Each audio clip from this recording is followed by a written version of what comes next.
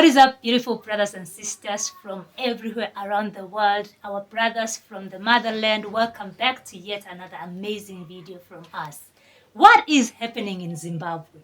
Deputy David Kudakwashe Mnangagwa, mail. Deputy Tongai Mnangagwa, mail, Harare province. Just yesterday, we were reporting about the National Assembly of South Africa raining hell on Ramaphosa, the president of South Africa, for attending the inauguration of President Mnangagwa. Mamma mia, as if that was not enough. We have gotten reports that President Emmerson Mnangagwa of Zimbabwe has appointed his own son into cabinet. Not just that, he has also appointed his nephew. As if that's not enough. There's just so much that is messed up in that Zimbabwean, cabinet. As if that is not enough, he has also appointed ministers that have never performed anything in their previous 5 years. His friends. So let's just start from the son. So the son is David Mnangagwa. He has been appointed to be the deputy finance minister. So to me, this seems like the father wants to secure his resources by appointing his finance. His son into finance. Okay. Another one, his nephew has been appointed as deputy tourism. Yeah. Deputy tourism minister. Minister of tourism. Yeah, and then as if that is not enough for the president, people have been complaining. There's so much outcry on social media. Zimbabweans are fed up with ZANU-PF, if I may put it that way. And let us know if you're Zimbabweans. So there's this finance minister, the one that the son is helping, that's the deputy. So Mthuli Ncube. That guy has been in the same position for the previous term, and he has been retained even after failing dismally.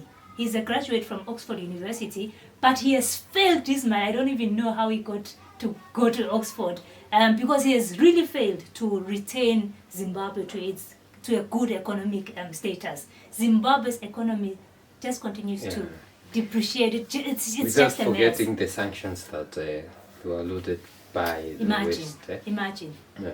And for a president to then retain that same minister, it's just a shame. Well, there's another minister that has been retained who has performed poorly in her 5-year term. So this is the Minister of Sports, and in her 5-year term, Zimbabwe was banned from CAF. So the Confederation of African Football. Yeah. So it was banned from taking part because they said that their stadiums are substandard.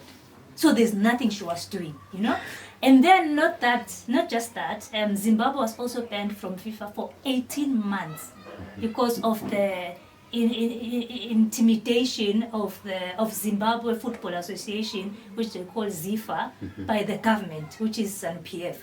So ZANU-PF is not only controlling state media, whatever.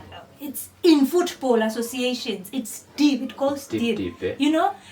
There's just too much. And then there's another complaint about Zimbabwe that the opposition is not in government. Well, for that I cannot comment much because we remember during the election they were banned from participating in their own rallies. Yeah.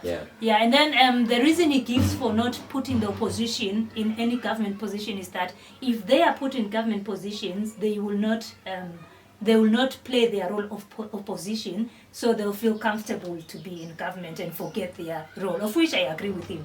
If they are put in government. Of course, if they are put in government, they cease to be opposition. They become part of the government. Exactly. They can't which is okay. Yes. But come to the part where he makes his son the finance assistant minister. People do that. If it were I and doing that, people do that to be the ones who are controlling things.